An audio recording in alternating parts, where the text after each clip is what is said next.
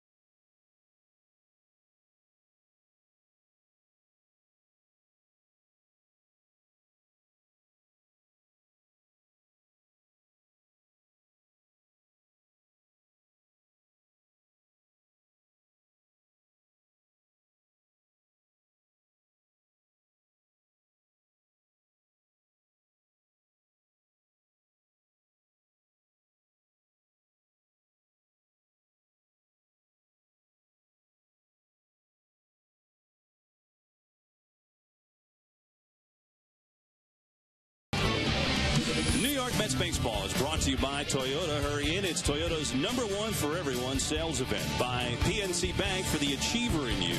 By Lexus and the all-new 2013 Lexus GS. And by Time Warner Cable. Enjoy all the things you love better, all from Time Warner Cable.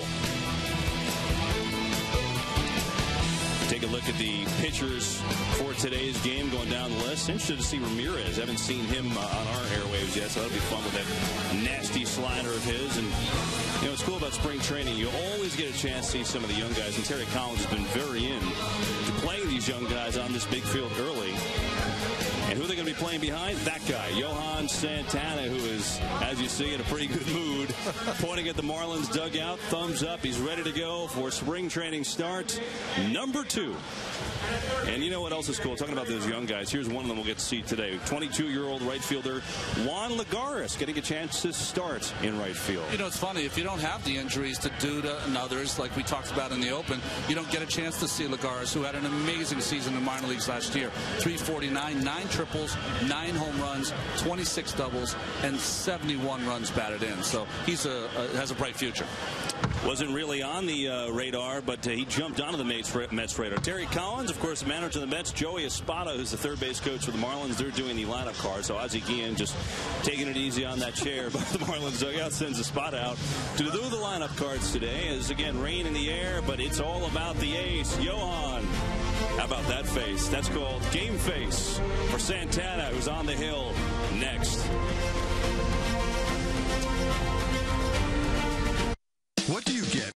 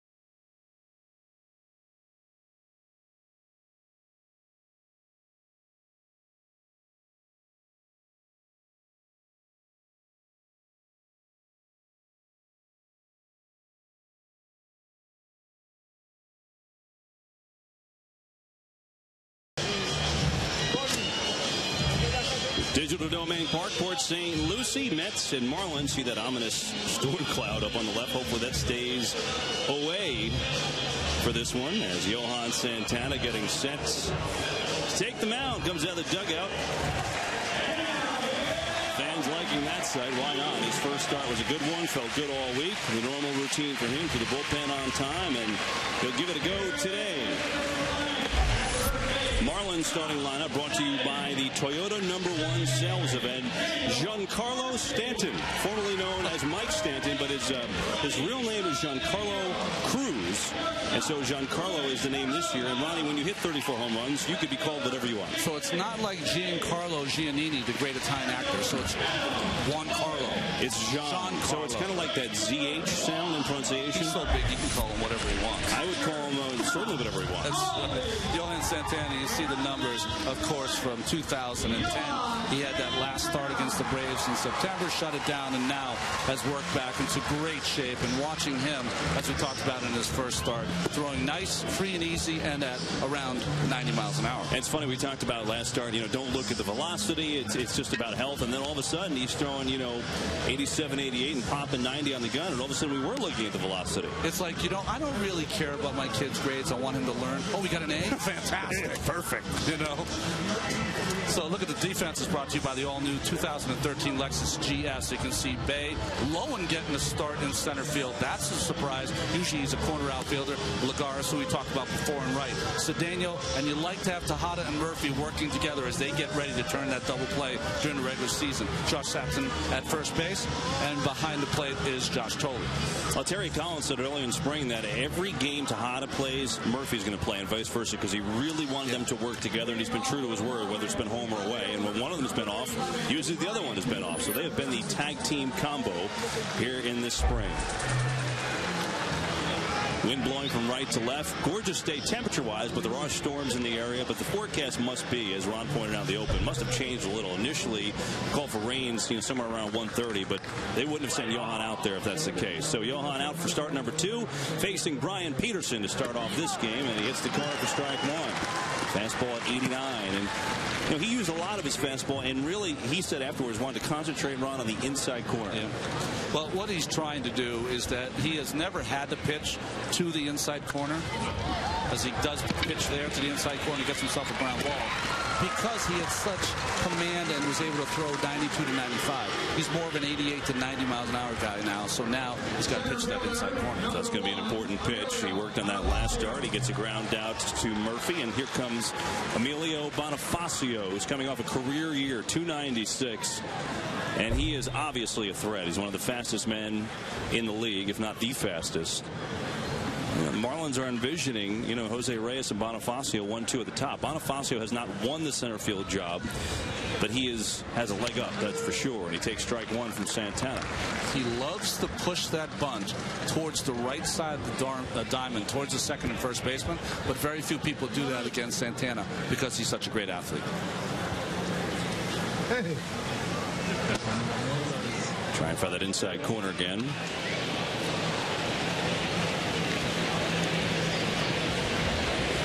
As we see Hanley Ramirez, who homered here the other day, on deck. Bonifacio strike 2. We saw Reyes. There was some initial talk about Jose Reyes making this trip, but the team told him not to make the trip. Basically, it's the media thing. They did not want to have the whole media circus, send people up here to deal with that, have Reyes deal with that. I think they're going to try and have him wait as long as possible to deal with it. Here's the 1-2 upstairs. So Reyes initially thought may come, did not show today, but a lot of the Marlins starters are here. Already you got the Miami Reyes. Still orange. 2-2. Pretty interesting now. We've seen 2 sliders down and into the right-handers here to Bonifacio from. Well, the great thing about Santana is he's trying to reinvent himself, trying to throw that down and in slider a la Steve Carlton in the day, a pitch that he's going to try to get ground balls to the left side. 2-2, and he gets him fishing. Change up from Johan Santana. Strikeout Bonifacio, 2 down. He has the ability to throw that change up down and away or down and in. He just took a lot off that pitch. And that's a pitch that, of course, right-handers don't see a lot from left-handers. And now Hanley Ramirez, who hit his only spring home run the other day, a long shot to left field. And coming off a career worst year, and he knows it. He was open in his remarks in an article on MLB.com saying how awful he was, and he's had the happy attitude so far this spring. All the talk about him moving to third base. First pitch is a strike. You bring up the slider and talk about Johan reinventing himself, and you also said that inside fastball is something that he hasn't had to do. So does that mean that he's going to need the slider more than often? Because usually that was a distant third pitch for him. Yeah, he usually would throw the fastball away and change up off that away. Now he can throw the fastball in and slider off that pitch away. So he has 2 pitches that start in the same place. One stays true and one breaks. There it is again. That's the slider there that you don't see much from Santana. By the way, there's been a lot of talk, obviously, about, pitch disparity. Not so much yet. It's so early in the spring. But for Johan, when the season gets here, well, fastball's been at 90, and that changed before 78. That'll do. Outside to Ramirez. It's 2-1.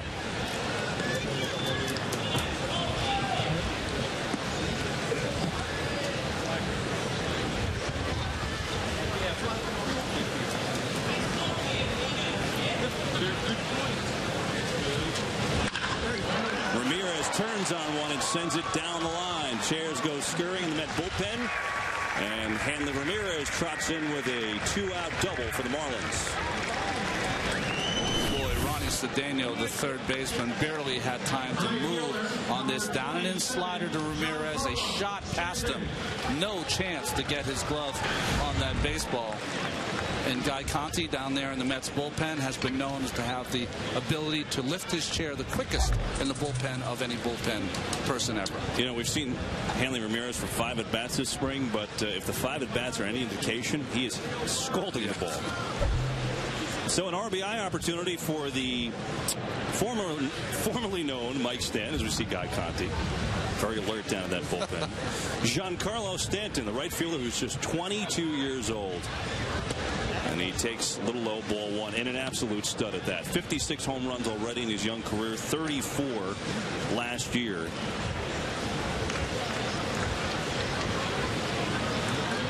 I think it's a stretch to say he's got the most power of anybody in the game right now. I agree.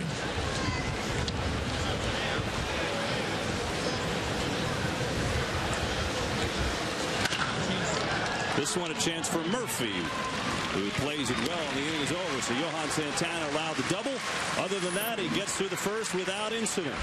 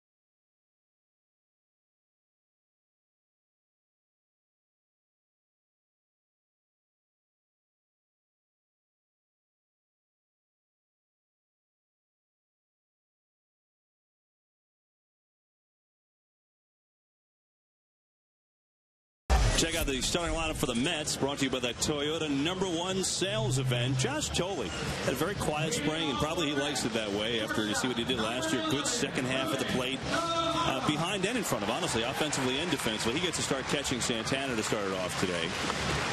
And we'll keep our eye on this guy, Mark Buehrle, who, Ronnie, just seems to me like the perfect #2 behind Josh Johnson for the Marlins. Yeah, great signing for the Marlins. 4-year contract. I asked Ozzie Guillen before the game. I said, Ozzie, tell me a little bit about Mark Buehrle. He says, Ronnie, sometimes he's good, sometimes he stinks, but he does it quickly. So that's his description of Buehrle. He was one of the quickest workers in baseball. As Ruben Tejada leads it off against him and takes inside 1-1. He will have those hour 58-minute games, but I'd imagine as a fielder you got to love it, right? Yeah. You're always on your toes. You know, he'll also get that entire staff to pitch quicker, which is going to be great for the Marlins. Down to third, nice backhand, Ramirez, and Tejada out of there, 1 down. Look at the defense is brought to you by the all-new 2013 Lexus GS. And the defense for the Marlins, nice play there by Hanley at third base.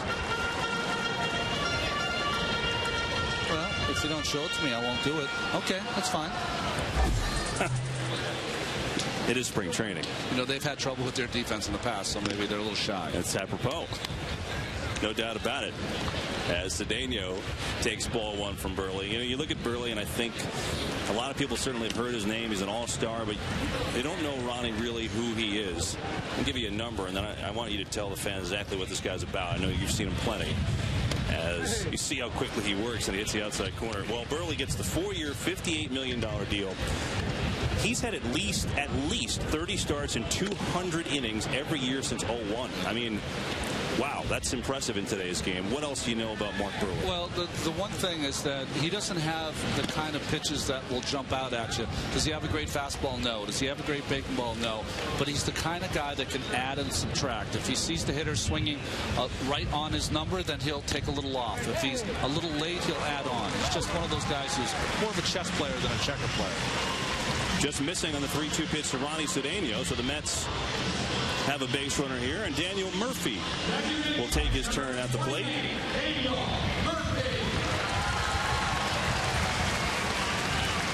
See what Murphy did last year before losing the final month to that sprained MCL, covering second base on the steal attempts. 320. Impressive. So, I mean, he had a legitimate shot at the batting title and to challenge Jose Reyes. He really did, especially because he was hitting so well late in the summer.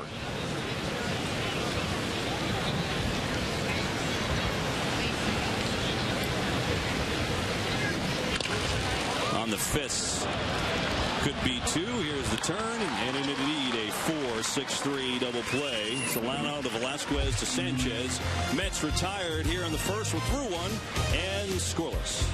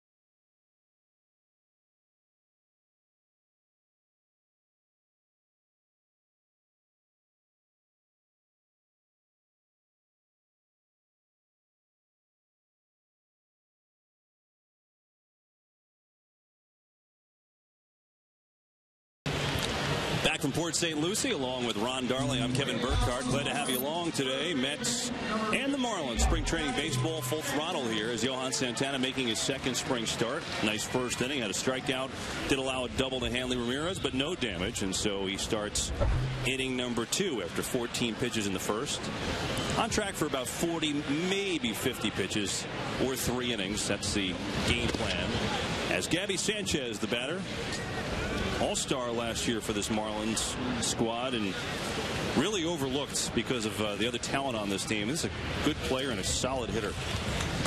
Great work ethic, and he goes on that list of Met killers with Wilson Ramos from the Washington Nationals. Doesn't seem the Mets can ever get them out. That list has gotten longer in recent years, by the way. The 2-0 is fastball strike. Oh, look at it this way. At least Josh Willingham doesn't play in the division anymore. I mean, they got rid of one of the guys. Burl retired. Yeah. Chipper still plays in the division. That's a problem.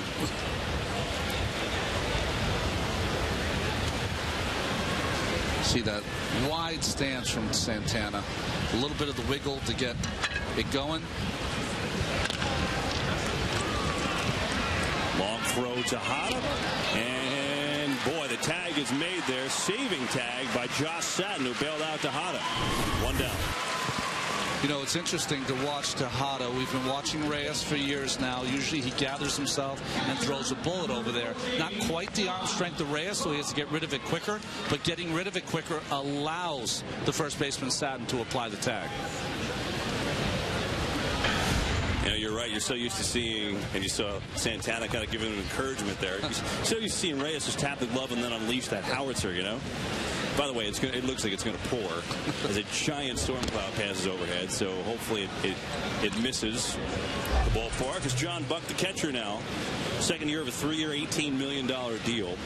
Mets fans remember him. He had that back-breaking grand slam off of Mike Pelfrey on opening day last year. See the sky. Our director, Bill Webb, always on the mark. At least Webby's listening here early in the game. I don't know if it'll last, but right now he is. He's good for about 3 innings in spring training. Don't worry about it. Yeah, he doesn't control our microphones, Ronnie. That's a problem. Okay, sorry. 2-0 to Buck. Buck to right. Juan Lagares gets his first opportunity. He's retired, 2 down.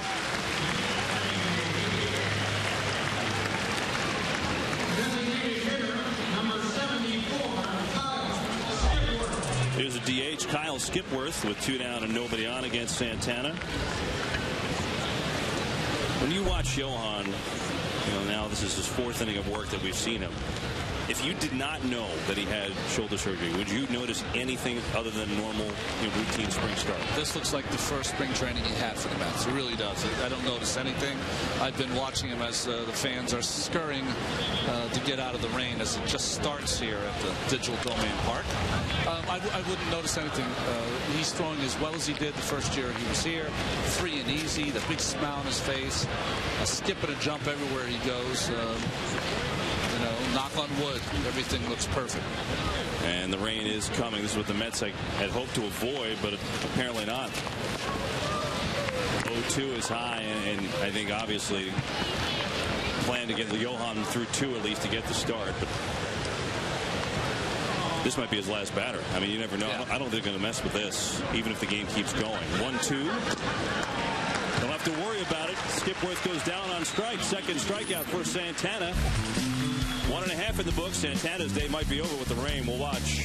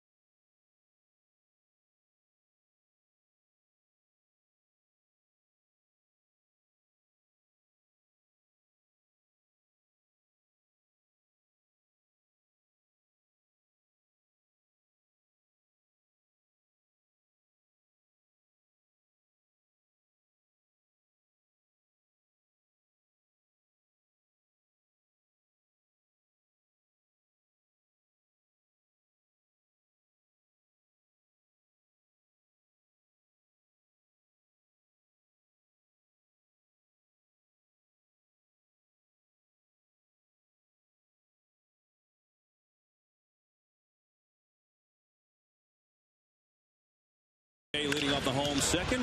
Aggressive, taps one to Velasquez. And he beats it out. Jason Bay with the hustle has his first spring hit at infield single. Well, kind of nonchalant here by the shortstop Velasquez. He pounds his glove, kind of doesn't step up and really fire to first base. And we've known since Jason's been here, he runs hard on every single ground ball, and the hustle gets him a hit. Nice job Gabby Sanchez, because no, he reached out there pretty good. He's going to beat it anyway. I think it's part of the reason why so many people want to see Bay succeed. You know, the guy busted all the time. That's his first hit. He was 0 for 8 coming in this spring with 4 strikeouts. He's trying to get going. Adam Loewen has gotten going plenty. See what he did last year. This spring he's hitting .333. He's got a home run to his credit. And he's certainly opening eyes and a chance trying to make this team as a reserve lefty outfielder. I'd have to say he's the front runner right now to be on that bench. So at this moment, yeah. He's primarily battling with Mike Baxter, but the wild card, there's 2 wild cards. Scott Hairston is still pretty banged up. He had 3/4 zone shots in his oblique, and he's really a long way away, I think, as big cut by Loewen off speed, and it's 2-1.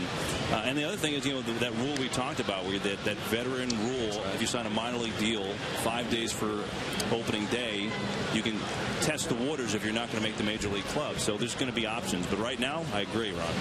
Loewen is out in front as it's 2-2 now. If you're a left-handed hitter against Mark Buehrle, he's going to work you away 90% of the time. You're going to have to go the other way. If you try to pull him, it's going to end up in a double play or ground ball. 2-2. There goes Bay. Loewen fouls it off. Looks like the rain has stopped. It's still windy. That big storm cloud is overhead. So I would think, though, the Mets are going to have Santana finish his last, quote, inning inside. Wouldn't you? Yeah, I mean, if the weather is like it is right now, they might send him out there for one more. But any threat, or if it starts to rain at all, they'll take him off there. Never like to see him slip on the mound. Yeah. Schwinden warming in the pen just in case. He'll be next regardless as Loewen backs away. 3-2 count to him with Bay on first and no one out here in the second. Yeah, Schwinden's throwing pretty hard, which lets you know that he's probably in the ballgame.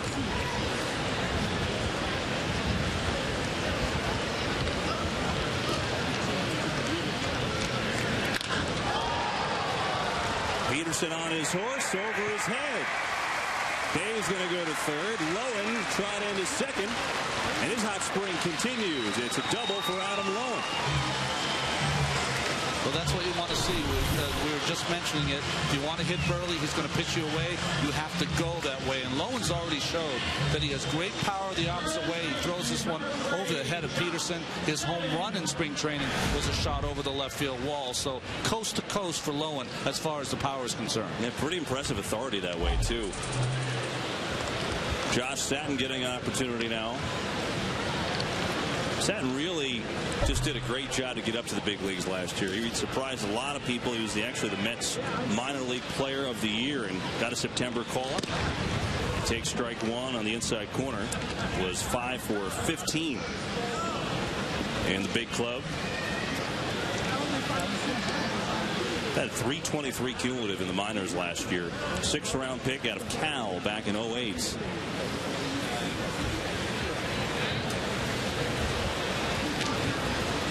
A couple ducks on the pond from here with nobody out. No score, bottom 2. Yeah, I saw that. Buehrle tries to hit outside. Misses a little wide.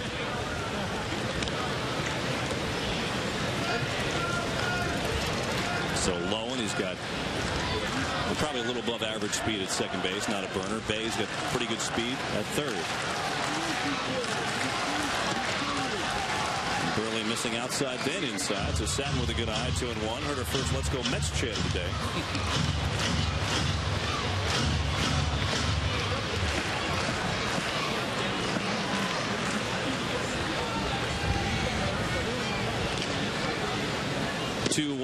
Big cut. It's almost like in spring training, Josh Satin has been trying to show the Mets that he's got plenty of power. He's had a little bigger swing than we saw last year at the end of the year. And the end result is the strikeouts have been up. He had 3 in yesterday's ball game.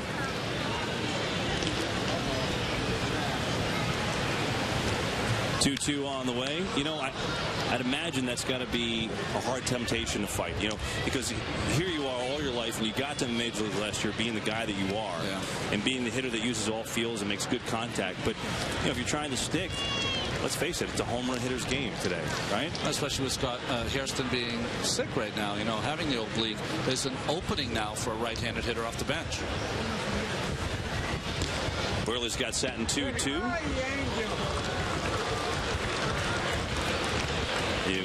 Burley kind of tantalizing, almost like a wiffle ball with that one. Satin, though, laying off. Ozzie Guillen.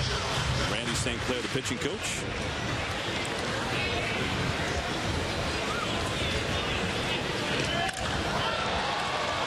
Bonifacio backtracks. Should get Bay home. Let's see. Bonifacio throwing to third ahead of Lowen. He slides in and he's safe. Alert by everybody there. Sac fly by Josh Satin, and then Bonifacio trying to get the trail runner there, and Lowen just gets in. Well, nice slide by Lowen to get to that inside part of the bag. So by the time Ramirez with the dive is not able to get the tag on, you can see nice job by Satin with the sacrifice fly. Of course, Bay's going to score, and Lowen takes a look. Once he sees Bay go, he took a chance and he slid to that inside part of the bag. Nice job. Mets are been very aggressive on the bases the first few games. Infield coming in now. Josh Thole up at the plate. And he takes strike one. Mets grabbing the first run off Mark Burley. Here in the second, Johan Santana's second spring start. 2 very good innings. And I don't know if he's going to come out with the weather in the third. As Thole slices one. That's going to be a base hit. Lowen comes in to score. 2-0 Mets.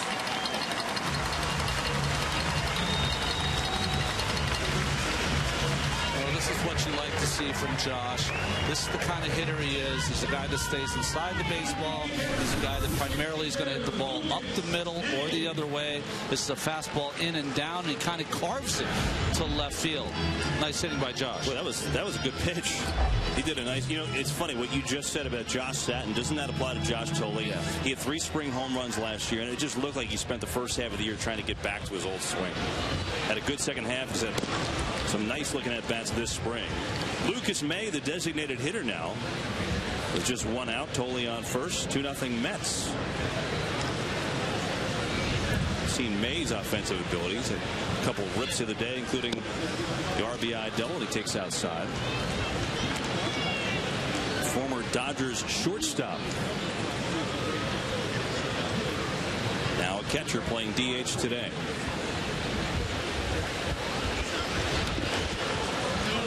Nice block by Buck there.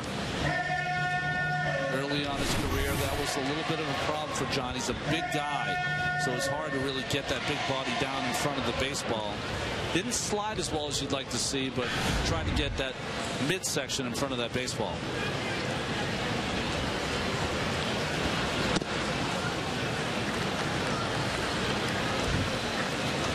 Buck wanted to talk to Burley. You know, it's funny.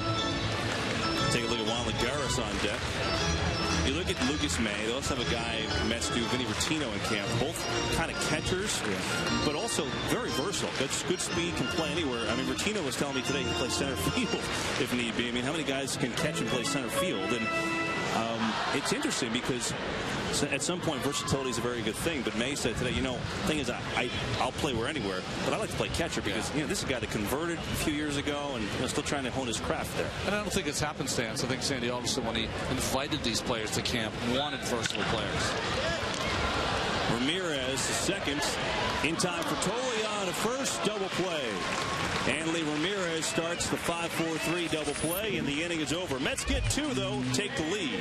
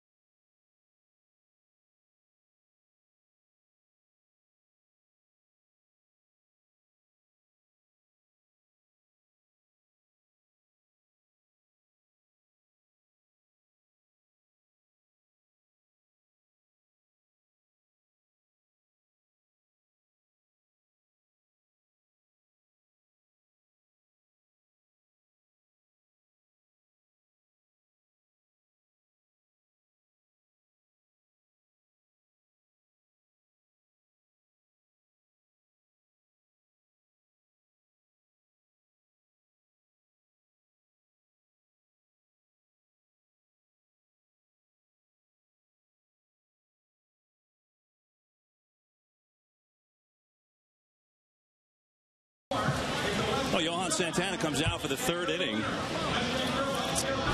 Mets had a rally snuffed by this. Well, he's had two nice plays now. Hanley timed it perfectly, got it right to the second baseman, just in time to get to Josh Thole. Get Josh Thole at second base. Now, Lucas May out of the box, he knows he's got to hustle, but he's not going to beat it out. The thing you have to remember on this play, Josh Thole during the regular season, he would certainly take the second baseman out on that play, not let him make that throw to first. But in spring training, you don't want to have that play. No reason to have it. Hanley has made, you're right, a couple nice plays at third base, though. He had that backhand before. You know, the funny thing, this is this move for him as we see Donovan Solano leading off against Santana in the third. Taking strike one. This move for him, obviously the fanfare with Reyes, but in the long run, there were questions about him remaining a shortstop anyway. Yeah.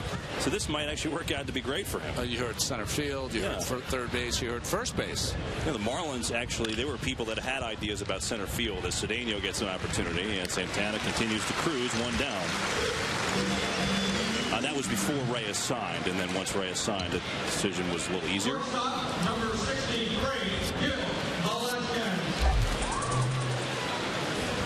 Gil Velasquez, a shortstop now. You know, Santana was, if the rain stayed, he was kind of inside and was going to go throw a simulated inning in the cage, but coming back out as the rain has passed, storm cloud has actually kind of moved on. That's good news. Johan looking sharp. Allowed one hit, 2 strikeouts so far. Kevin, is the new ballpark down there in Miami, does it have a name yet? Or is it just Marlins? I think it's just Marlins Park right now. You know, it was interesting. I had been to many football games there in that area. The Orange Bowl, of course, used to be in that area. And they've had a couple of spring training games. Go ahead, Kev. Cedeno boots it, tries to recover, and it throw goes wild. Good backup job by Thole to get down there and save the runner from advancing.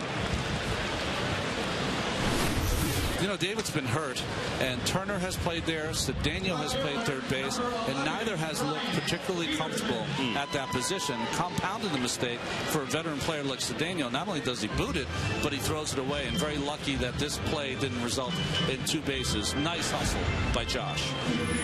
Anyway, you're talking about the Orange Bowl. I've seen many football games there when it was the Orange Bowl, and they've had a couple of exhibition games there, the Marlins have, and people have been waiting like an hour to park there. And the problem has been, in the day when the Orange Bowl, everyone who had homes there, they would allow people to park on your lawn for $20, $10, whatever. They haven't caught on to that yet. Hopefully they will during the season.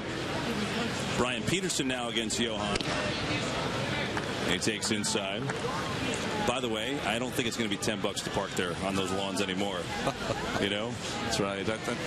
I'm remembering the 80s. Just like the music that they play here. Maybe when Testaverde was quarterback, not anymore. That's right. 1-0 to Peterson. Santana takes a look at Velasquez. Santana's velocity has been very similar to his first start. His fastball has been 87, 88, 89. Has hit 90 a couple times today. And that's also a good sign.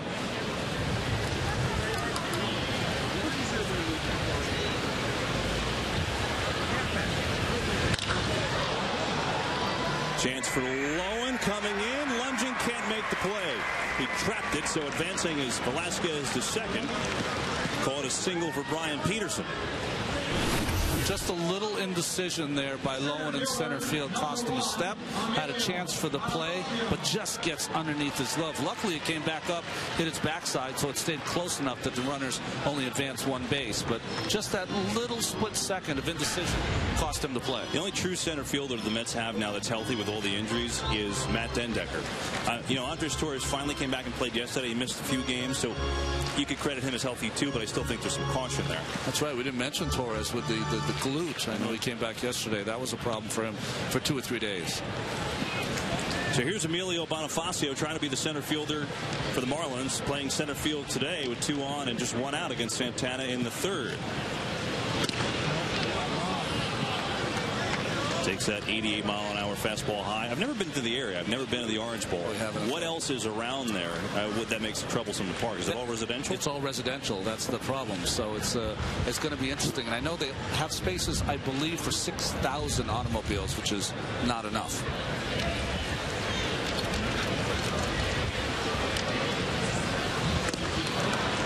Good changeup by Santana. 1-1 to Bonifacio. No 7 train down there, Kevin. No train of any kind down there. Good changeup.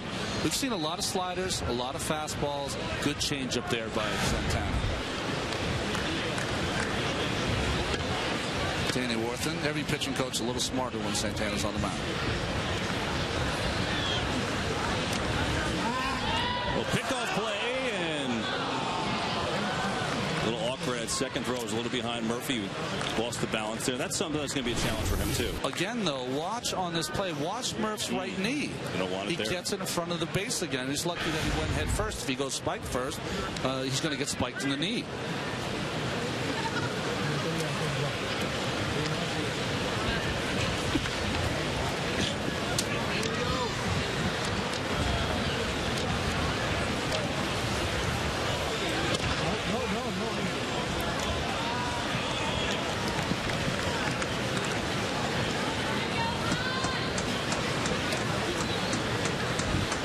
We talked a lot about Murphy and turning 2, but those plays and the stolen things like that are the plays he's got to work on too, right? It's an excellent point.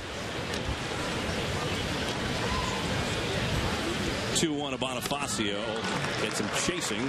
That evens a count of 2s. Well, people always think when you play the infield that you just stay in your position and can you catch ground balls. There's so much more involved in it. He's playing a double play depth. He's making sure the runner stays close to second base. He's making sure he gets back in the hole. You know, there's so many intricacies to playing that position well, and Murphy is learning them on the go.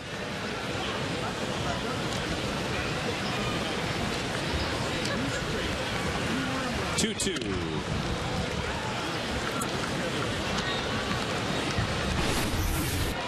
See Murph's knee right there? We saw that last year when he tried to cover on that steal and it cost him his season. That is fine when the guy goes head first, but if he's not going head first, that's a vulnerable position to put himself into. Where do they teach it to be? He needs to not fall down, stay on his feet, and just catch that ball and slap the tag down. He doesn't have to block the base. 3-2 to Bonifacio. Put some air into one into the cloudy sky. And Bay will make the catch, throw over to third, and that'll keep Velasquez at second. So 2 outs for Santana with the dangerous Hanley Ramirez coming up. Kevin, what happens now? Ozzie Guillen will see that.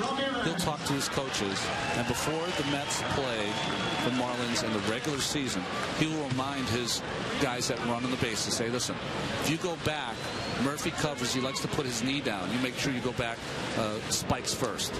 Those are the things that happen from just one little play like that in spring training. So Santana on the graphic, 38 pitches, and now it's raining again. So Mets are hoping that Johan could get rid of Hanley Ramirez and be done with his day. This will be the last inning for him and maybe the last batter if it's raining like this and he doesn't retire Ramirez. 2 on, 2 down. Hanley doubled on a shot down the third base line his first time up. Takes inside, ball 1. And you wonder where Murphy came up with that. You know, his natural position is third base. You can see if maybe a catcher used to block in the plate. So I wonder where that habit came from. Yeah, that's one he's going to have to get rid of, though, and he's been working with Tim Tuffle, and, you know, Tim was originally a shortstop at Clemson and came up and had to learn the position of second base, so he's the perfect guy to teach him. Ramirez takes again. You got Wally Backman in camp. You just have a plethora of people that can help Murphy with that position. Is Wally? Waldo, my man.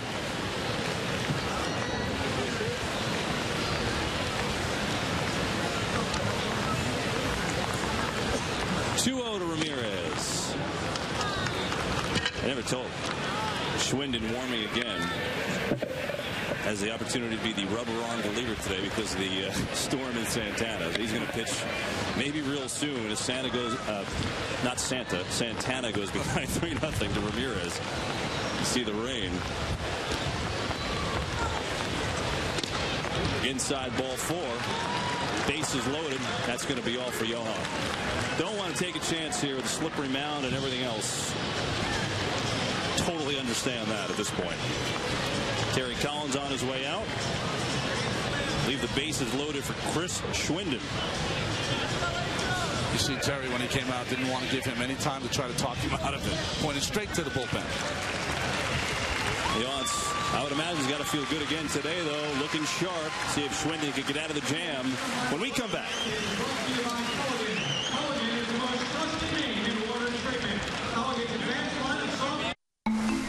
Come. Discuss.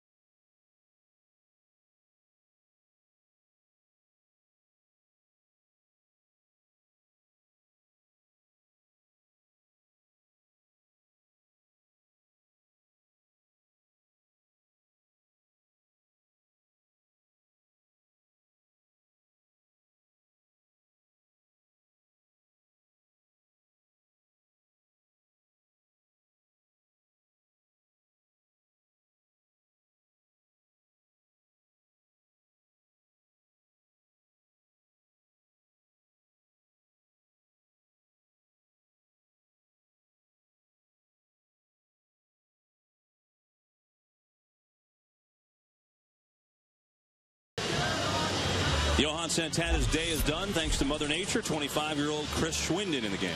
You can see his numbers so far in spring training. Came up in September, did a nice job, did Chris Schwindel. But talk about being put to the fire. Bases loaded, 2 outs, and you got to face Giancarlo Stanton. As we said, call him whatever you like, Ronnie. And I'm having trouble even with the last name, so I'm just going to have to keep it straight. Santana, 42 pitches, 22 for strikes, 2 2/3 innings, 2 strikeouts, 1 walk, 2 hits. Of course, the runners on base are all his. Bases loaded, 2 down. As Stanton takes strike 1.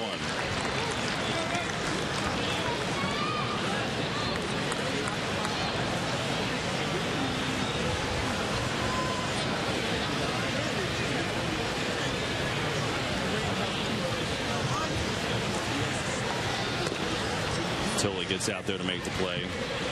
Interesting, Chris Schwindel coming in. You know that he started all last season in AAA and coming out here and pitching from the windup with 2 outs and the bases loaded.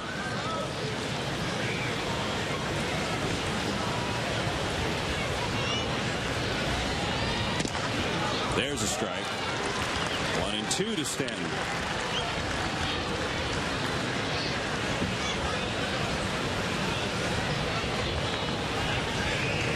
Hello. Just enough to see the pitch. Told you I didn't want to come today. It was going to rain. Ooh. Boy, hit him in the forearm, I believe. That's scary for the Marlins. You got to have this guy healthy. And because of the hit batter, it forces in a run. Velasquez comes in to score. Trainers check on Stanton. Ball 1-2, up and in, running in on Stanton. He needed every ounce of that 235-pound frame to ward that off, although he will be leaving the ball game. Watch this ball kind of chase him inside. Oh, sorry, got him in the hands. Marlin fans will now hold their breath as they likely take an X-ray on Mike Stanton. Yeah, anywhere else you hit him, he probably wouldn't even feel it because he is built up like crazy.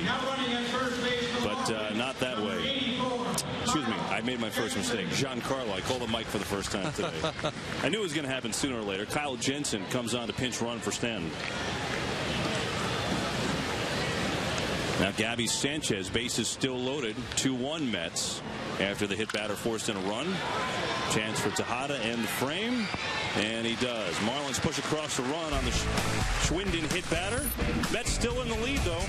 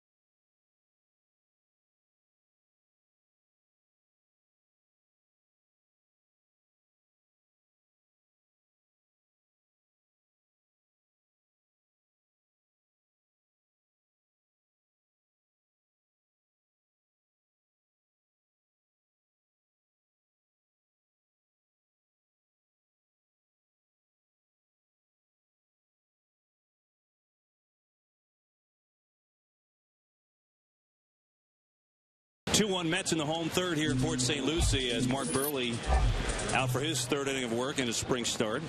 Facing Juan Lagares, who takes a strike. Getting the start on the big field today with Lucas Duda still hampered with back injuries. Back stiffness, I should say. Lagares will be 23 actually on Saturday, and sharply hit, but right to Velasquez, and he is retired. And Ronnie said earlier, he's a guy that just was moving along and broke out last year in a big way in that Mets system. Brown's out there. Follow Mets with MLB.com at Bat12 for your iPhone, iPad, Android, WP7, or BlackBerry. Get spring training scores, stats, highlights, live audio, and more. Text at Bat to 31826 or visit Mets.com for all the details. Alex Sanabia warming in the Marlins pen. What is a WP7? Any idea? I don't. I have to say I have no clue. So if you're on Twitter and you know it, please let me know, because I have no idea what it is. It's amazing now, the digital age, right? There's so many devices for MLB at Bat 12. That's right. Here's Tejada. Punching one to right, and after Giancarlo Stanton's departure with the hit wrist, it's Jeffries out there now. Excuse me, Jensen. Kyle Jensen. Jeffries is the catcher, wearing 83. We'll see him later. Two down, that'll bring up Ronnie Cedeno.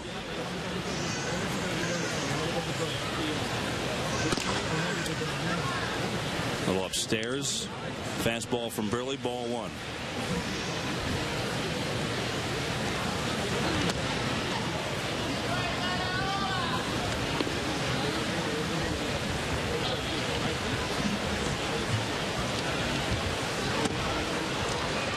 Cut on and missed. See how quick Buehrle works. He does not wait around for anybody. Really have to have some concern for Giancarlo Stanton now after getting hit on that left wrist. Hanley Ramirez well, I was just going to say, made 3 good plays. Throw is wild, but saving him is Gabby Sanchez. And the inning is over. Mets down 1-2-3 against Mark Buehrle. Still have the 1-run lead.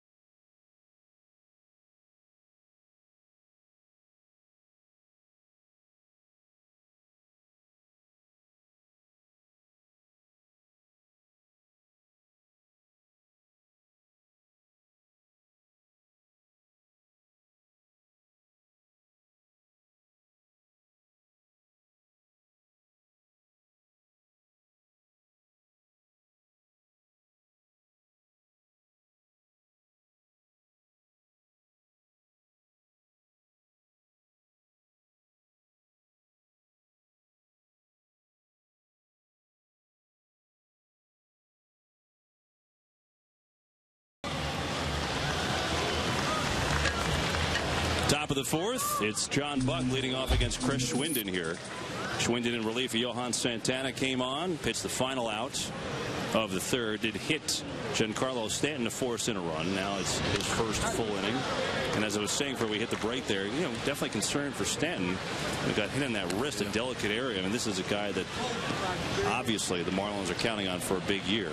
Well, they will put ice on it immediately and have him at the hospital, probably someplace local, or even they're only in Jupiter. Probably get him back down to Jupiter and get some x-rays on him. 0-1 to Buck is low. By the way, I asked Twitter's such a beautiful thing. Ask people on Twitter what the WP7 is. Apparently it's the Windows phone. Oh, okay. So WP7, Windows Phone 7. Okay. I was short on that one, so thanks everybody for the response. It's kind of like the Magic 8 Ball. You just kind of ask a question, and people are gracious enough to respond in a timely manner. It will happen to you soon. Signs say no. 2-1 to Buck as Schwinden. Chris Schwinden is a guy that, one of those hard workers that just went out and did everything asked of him. I mean, he had a real good stretch in Buffalo last year where he was on fire. Finished in Buffalo 8-8 with a 3.95 ERA, and then got the call up. Ended up making 4 starts for the Mets. Didn't get a win, although he could have at least had 1 win in those 4 starts last year. Pitched to a 4.71 ERA. And Chris is slated to start the year in the Buffalo rotation. A giant insurance policy, though, for the Mets. That's what he is. A lot of guys in organizations feel at times they don't get their shot, and a lot of times their insurance policies, if people get hurt or sick or not able to pitch, you have a guy in AAA who can come up and give you some quality innings.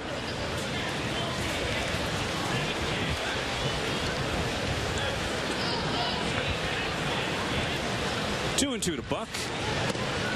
That's a very interesting team. They're a team that had a losing record last year, and almost every position is taken, which is a very unusual for a team that struggled last season. There's really not a lot of openings on this ball club.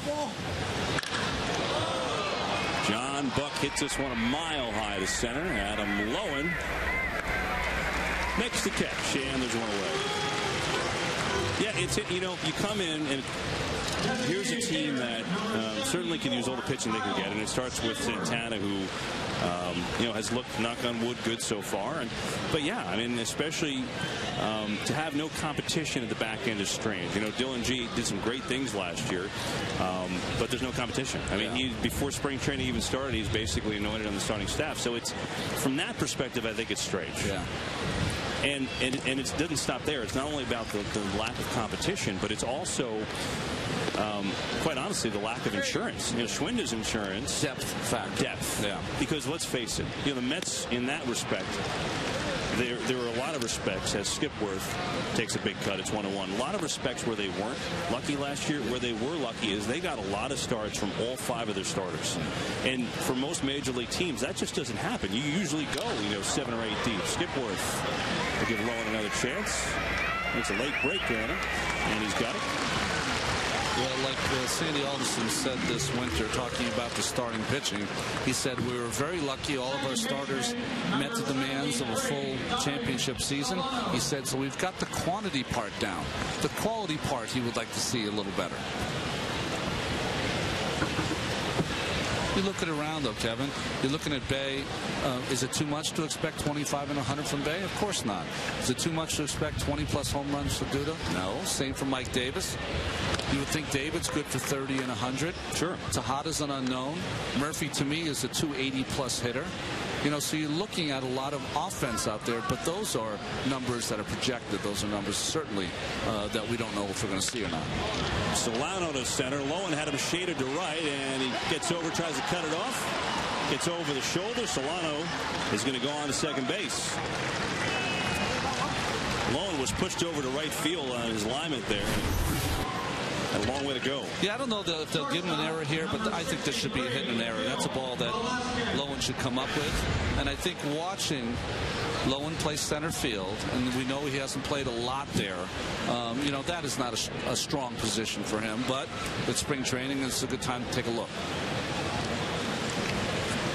It also makes you think about the regular season and, you know, about versatility. I mean, when you look at defensively, Torres out there obviously is just fine, but when you need a fill-in, you know, Scott Hairston right now, and center field's not even his natural position, but if he doesn't start the season on time, you know, you don't have a natural guy. The center field to me is like shortstop. If you don't have a guy that can really play, that's a tough position to hide. Yeah.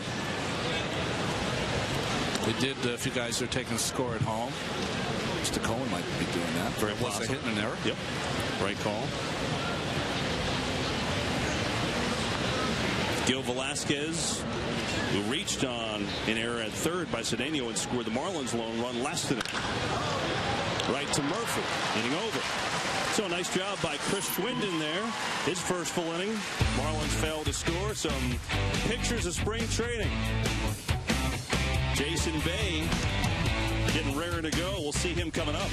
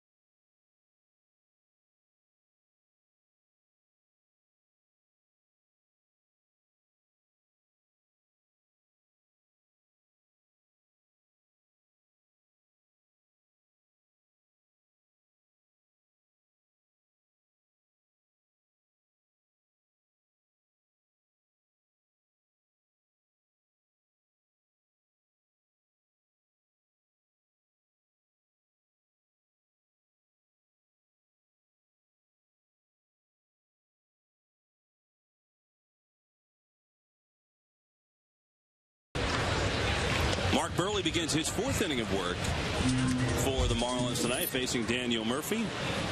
See what he did, hitting into the 4-6-3 double play his first time up. This time he punches it into center for a leadoff base hit. So Murphy 1 for 2.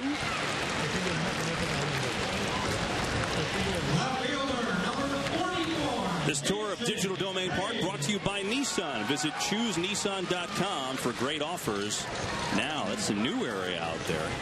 Now, some of the standing room over there cut off some of the areas of the berm, but over to the right, they have new areas in the berm. Of course, the old reliable Tiki Bar. We're showing the Tiki Bar. Very nice. Oh.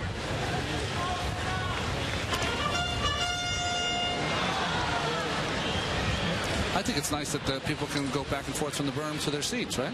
Yeah, it's a nice thing. You used to have separate tickets.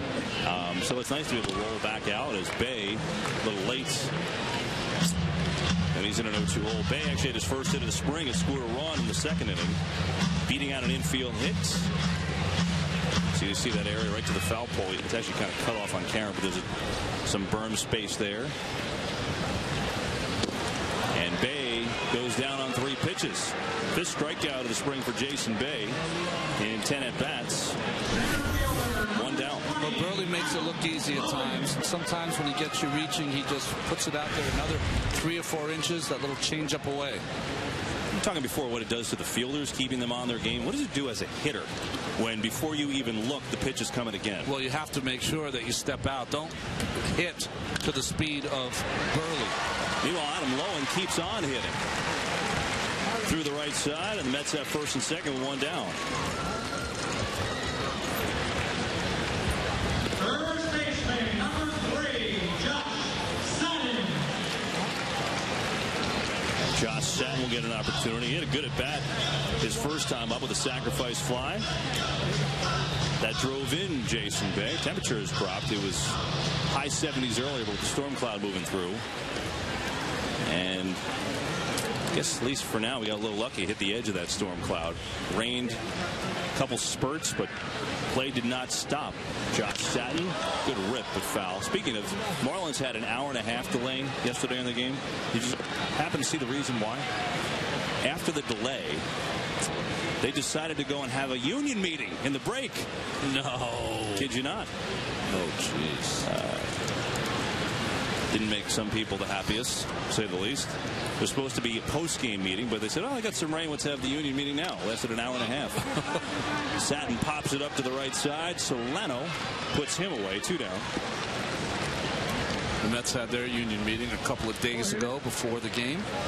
I'm sure that post Mr. Braun, I'm sure there are a few questions by the athletes this time around for Mr. Weiner, Michael Weiner, the head of the union.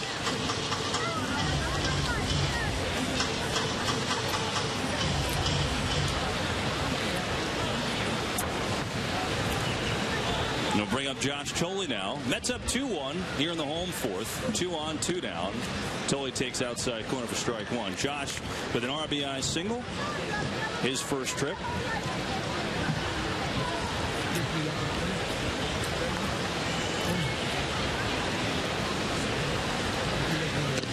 Talked to Josh this spring and put in a lot of work in the offseason defensively, going down to Dallas with Bobby Nadel, the Mets catching instructor. He's putting a ton of work after workouts with Bob Guerin, of course, former catcher, now the bench coach of the Mets.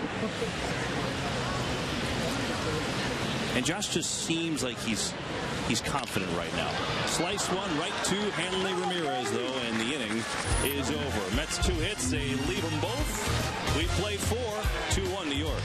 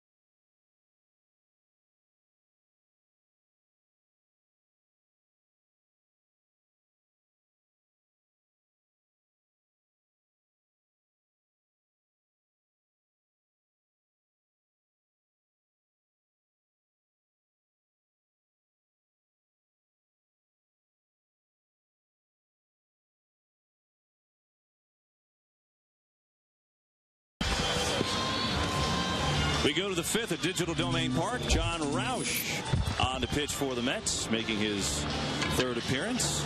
Well, 6 foot 11 inches of John Roush on that mound. So intimidating. Had a solid year with the Blue Jays last year, although hampered by injuries most of the season. Had his knee fixed up and had a great outing the other day. 2 innings, no hits, couple strikeouts, looked extremely sharp. So this is 3rd go of it. 3rd pitcher of the day for the Mets. Johan Santana got the start and went 2 2/3. Would have went 3, but the rain came and the Mets didn't want to take any chances. So 2 2/3, a run, 2 hits, 2 strikeouts. Santana looking sharp again.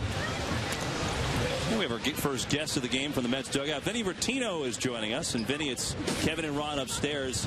We thank you for the time. You know, we were talking before when Lucas May was up about guys being able to do a lot of things, and Ron talked about being attractive to the general manager Sandy Alderson. And when you were signed to come here, was that one of the things you felt was a great thing and something in your corner for this Mets team? Yeah, right when I signed, I played shortstop in college, and right away I was a catcher, and I wasn't drafted, so right away I was grinding for at bats, so anywhere I could play, 3rd, 1st, outfield, catcher, that's kind of been the story of my career. So I just, I'll keep doing it, keep grinding. As Brian Peterson, the batter, 2 2, starting off the top of the 5th. We talked to Vinny Rottino. You are a Wisconsin guy. You were born there. You, I believe, went to Brewers games when you were younger. So when you're signed by the Brewers, initially back in 03, as a base hit by Peterson goes through, what was that like for you, just to break in and get a chance with a team that you grew up rooting for? Yeah, that was unbelievable. I signed, like you said, in 03, and then was able to get up to the big leagues in 2006, and in front of 30,000 fans, and they kind of knew my story. So when I first got up there, all my buddies were in the bleachers with my name spelled out on their shirts and everything like that.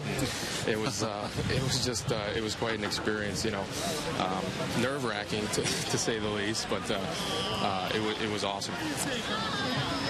Vinny, we hear the stories of, talk about Milwaukee, Prince Fielder signing big contracts.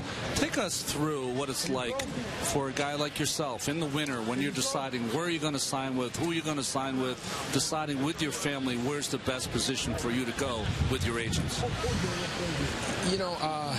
We talked about that. My agent and I were talking about that in the winter. I was in Venezuela, and he said, I would never advise a player in my situation to not sign back with a team that called him up in September like the Marlins did last year, unless there was just an unbelievable opportunity with the Mets. And that's what it was. So, they told us that there'd be an opportunity. So, I just had to come over, and I've been so happy that I did, because this is a great organization. Quality individuals at everywhere, from players to coaches to front office. It's just been a treat to be here. When you say opportunity, Vinny, what do you mean by that? What are the things that you evaluate when you're looking at the opportunity? Is it playing time? Is it playing with guys What constitutes opportunity for you? Well, for a guy like me, the Marlins, like you saw what they did in the offseason. They went ahead and signed, a bunch of players. So a guy like Emilio Bonifacio might be, scrapping for playing time, where the guy had a great year and probably should be starting. So that's their type of bench player that's going to be playing, and for me, so that those are guaranteed contracts. That's how the game works. So with the Mets, they're obviously in a situation where they didn't go out and sign a bunch of guaranteed guys for their bench, and that's what I'm talking about with opportunity. There's a chance. So that's all I want. We talked to Vinny Rottino. Meanwhile, Roush goes 3-1 to Bonifacio here in the top of the 5th. With Peterson on first, nobody out. 2-1 Mets. Vinny's been, he's seen his spring training, Mr. Versatile. We made that great catch in left field the other day on our airwaves. Vinny, got to ask you, I had read somewhere back in 06, he had a funny story. Bonifacio goes the other way. Marlins with 2 on against Roush. Ned Yost, that time you were in the Brewers camp, and of course they train out in Arizona, and he had a little fun with you. There was, I guess, was it Miss Arizona was throwing out the first pitch? Yeah. And Ned had told you that she specifically asked for you to catch it. Is that true? Yeah, and then he said, it's pretty, that was one of my first camps, and he said it's customary that the guy that catches the first pitch, if she's an attractive woman, that you have to go ahead and give her a hug after you catch it. So I, I did so, glad I did, obviously. But that's obviously not mandatory, I found out later. Yeah. What was her reaction when the hug came her way? Oh, I think she was, I guess, surprised, pleasantly surprised, I hope. Yeah. Good for you. Well, Vinny, it's good to see you. It's certainly shown you can do a little everything here. Good luck the rest of this camp. Okay, thanks, guys. Vinny Rottino. Good luck, Vinny. That's pretty funny. Vinny Rottino joining us. But see him a little bit later today. Meanwhile, Roush in some trouble. We saw the meeting at the mound. 2 on against him. Meeting, by the way, because Hanley Ramirez is up. I guess that's the version nowadays of the Morgana, the kissing bandit of my day. How great is that? A mandatory hug? I'm glad I did. That's pretty funny. Pretty impressed by Rottino. I mean, as we said earlier, how many guys can catch, play the corners, play outfield, and play center field? I asked him, I said, he said, the only places that I haven't played or can't play are short second pitcher. He said he played shortstop in college. And he hit 300 in AAA last year for the Marlins. So, I mean, this guy can play and he can hit. University of Wisconsin in lacrosse, or at lacrosse. Now, what happens for you fans at home? As soon as they take the headphones off, everyone on the bench is riding them. Oh, yeah. Roush misses away now. So it's 2-1 to Ramirez with 2 down. Hanley with a double and a walk in this game. Well, also, the TVs in the clubhouse. Some of the guys slip back in and out of the clubhouse. So the TVs are on. Oh, are they? Can't really avoid that. Apologize for that. Sorry, Vinny. 2-1 to Ramirez, and he spanks it up the middle. He's got a base hit. Peterson's got good speed, but Espada will hold him there. Bases loaded for the Mets. I mean, Hanley Ramirez is just crushing baseballs right now here this spring. He is on a mission, and you can tell it straight away. Fastball away, not an awful pitch, but covered.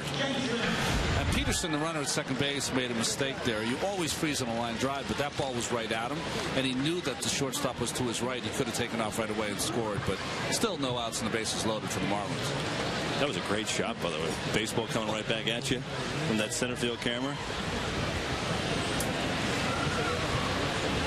Kyle Jensen is the batter. His first at bat. He came in after Giancarlo Stanton was hit by a pitch on the wrist by Chris Schwinden. They iced it. I'm sure they're going to take him for pictures and an x-ray and kind of hold your collective breath if you're the Marlins for him. And so he came in pinch run and played D, and this is his first at bat with the bases loaded. Hefty cut and a miss. Show the picture of Ozzie Guillen there. To his right, camera left, is Joey Cora, which is Alex Cora's brother. And everyone says at some point he's going to have a job for himself as a manager. He's been with Guillen, been his tag team partner in Chicago. Came on over here as Roush with the punch out. Well, Jensen didn't really think so. Caught the corner. Roush has just been missing with that slider, but he doesn't miss here. Right off the top of the table. Jensen thought it was down. Good job by framing by Thole.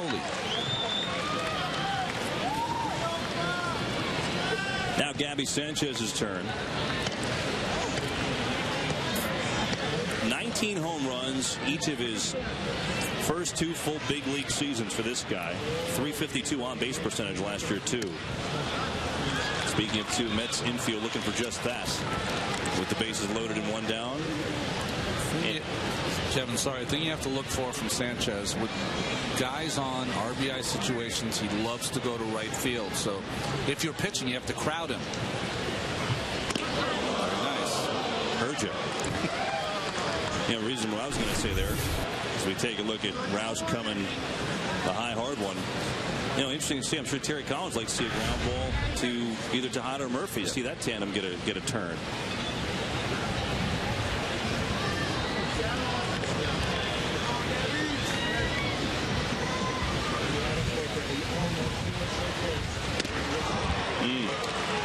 Gets the corner again, 1-2 to Sanchez.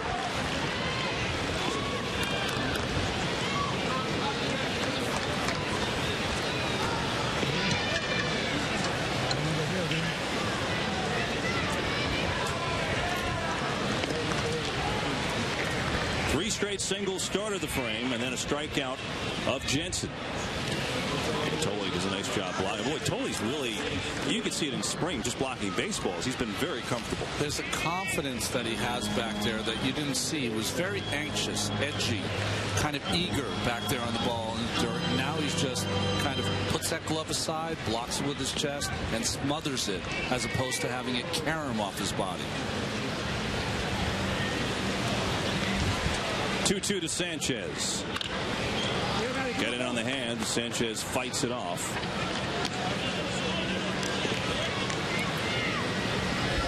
John Buck, big catcher, on deck. Had a couple flyouts today.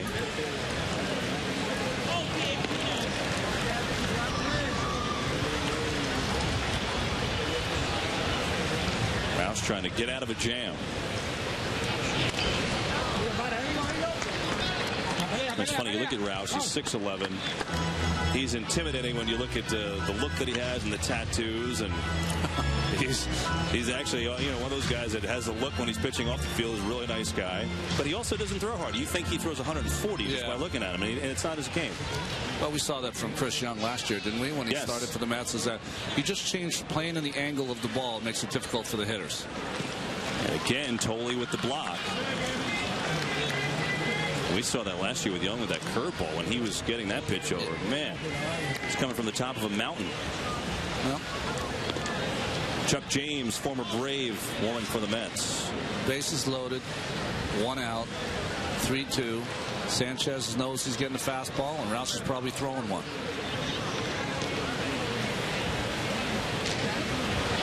And he does, but it's high. And John Roush walks in a run. So the Marlins' 2 runs have come on a hit batter and a bases loaded walk. And they still have quite the threat going. Still 1 down, bases loaded for John Buck. Well, what's interesting to me is after 2 batters, Dan Warthen went out to talk to John Roush. So obviously there's something a little askew in his mechanics that he's not been able to correct here in this inning. Roush's first outing against the Cardinals on March 6th. He went an inning, 3 hits, a couple of runs, didn't look totally in sync, and then he was terrific the other day against the Marlins. 2 innings perfect, 2 strikeouts, and Buck hits this one to right. Lagares backtracking. That'll certainly get in a run as Bonifacio can walk home. Ramirez alertly goes to third. Sacrifice fly, John Buck. Marlins in front, 3-2.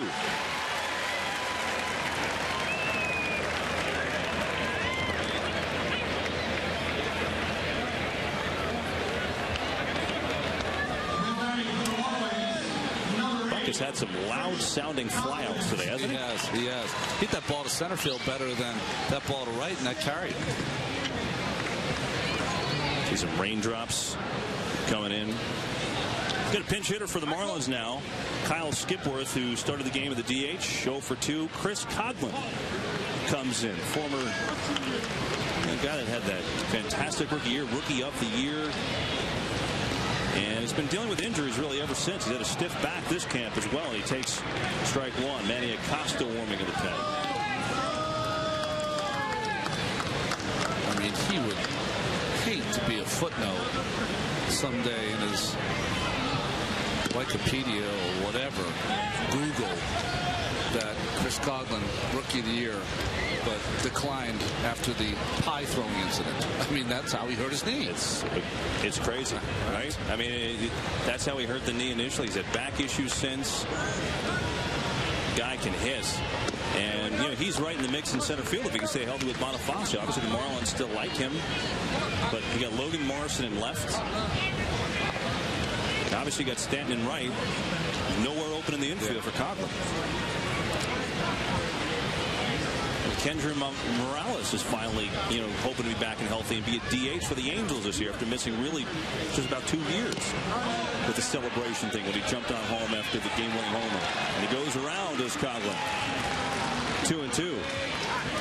I mean, think about that. If Morales didn't do that, maybe they don't even sign Albert Pujols. That's right. Good slider down and in. Good call by the third base umpire, DJ Rayburn. Roush really has a whole vertical break on that slider, huh? 2-2. Coghlan stays alive. You see the rain kind of in and out. And some fogginess now. 32 pitches. Long inning for Roush. And you could bet your bottom dollar he's not going to throw another inning. See, very smartly, the Port St. Lucie veterans did not discard the poncho after the storm cloud left. Good choice of word, Kevin. Veteran. I would have thrown it away and been soaked. Coghlan to the right side and skips past Murphy. It's a base hit. Ramirez comes on in.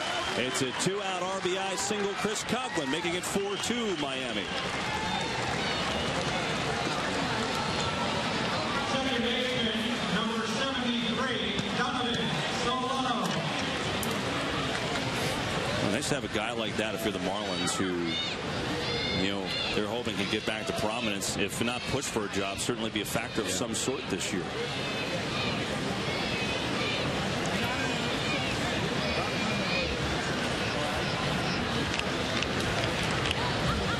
So the rain kind of coming down. Just enough, I'm sure, to irritate players. Solano to center and low, and will put it away. But the Marlins have a big inning. They scored 3 off of John Roush and take the lead. The crowds are getting bigger.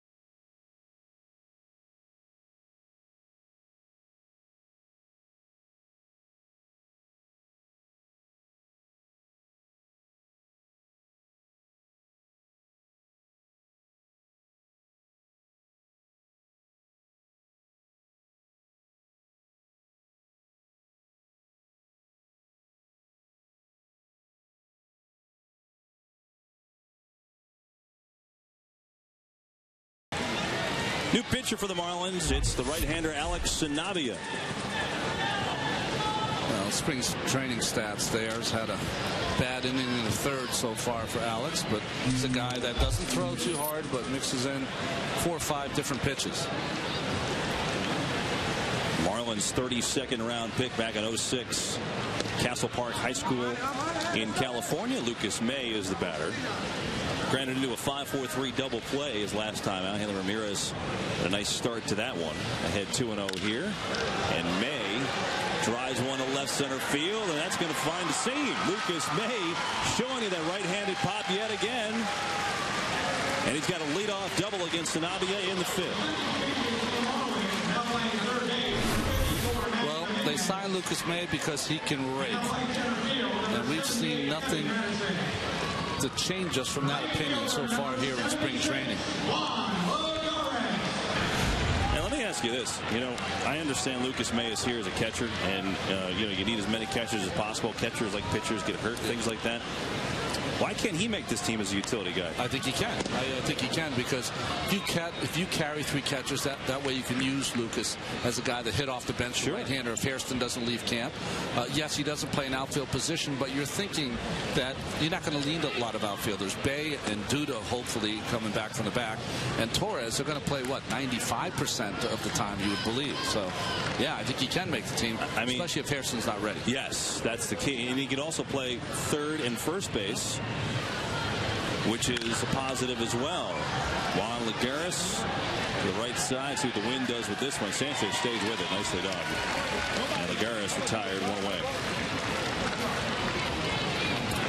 Just throwing it out there. I mean, I know that obviously Justin Turner's making this team, and he's going to be a key part. And Terry Collins said that he would be the backup first baseman, but maybe Lucas May can play first. Look at it this way. If Lowen or Baxter make it, that gives you the outfield help you need and the left-handed bat. Now, you have to have a right-handed bat to come off the bench. That certainly is not going to be Nikias if he makes the team. Mike's going to be there for his defensive prowess. And he's a guy that now, if Toley's got to come out of the game, tough left-hander comes in, then you bring in Lucas May and you can catch Nikias. Meanwhile, I'll go back to the top of the order as Tejada takes strike 1. Ruben is 0 for 2. Flew out to right his last time up. 4-2 Marlins after they got 3 off of John Roush from the top of the 5th inning.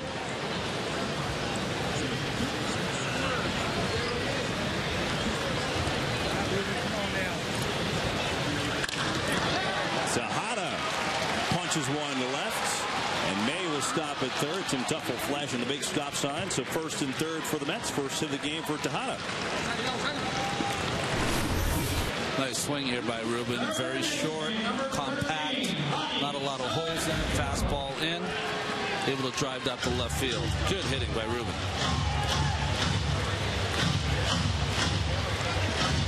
Ronnie Cedeno, the batter now.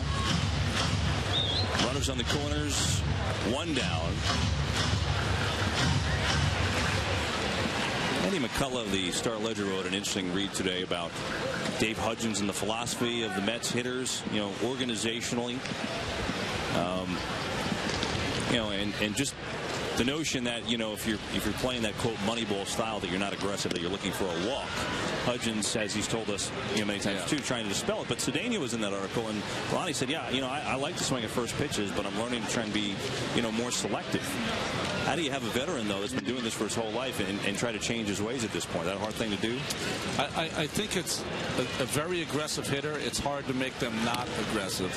But I think for Ronnie, it's what he needs to do is just understand the situation. There's situations that he's going to come up where he might have to sit on a pitch of Edwin Mujica up for the Marlins. There's going to be times that to take a pitch here and there is going to allow someone maybe to steal a base, get 2 runners in scoring position. Right at Jensen, who's going to fire it home, and going nowhere is Lucas May. And there's 2 away. Well, I think the example you could use is probably Jose Reyes. Jose Reyes has always been an aggressive hitter, and he still was aggressive last year, but he laid off some of the pitches that he never laid off before last year. And what was the result? Batting time. Right. Right. So, you can teach an old dog some new tricks. I think the key for a Cedeno is that, if it's a perennial 300 hitter, then you don't want to make anyone change. As talk about Raymond has set here in Port St. Lucie. Wow. At least one fan behind the plate's enjoying it. That's about it. Everyone's scurrying for the clubhouse tour and such as Daniel Murphy watches outside for ball 1. Murph grounded into a 4-6-3 double play, also a single. Fans evacuating. Even Tim Tebow at the lower portion of your screen leaving as well.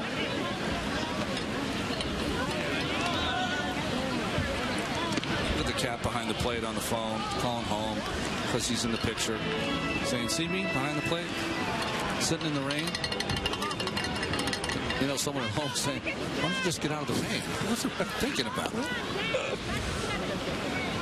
Well, the phones aren't waterproof. A couple of cell stores down the road. There he is with the wave. I need that. There's a strike to Murphy. Hi, honey. Hi, kids. Dad, you're sitting in the rain.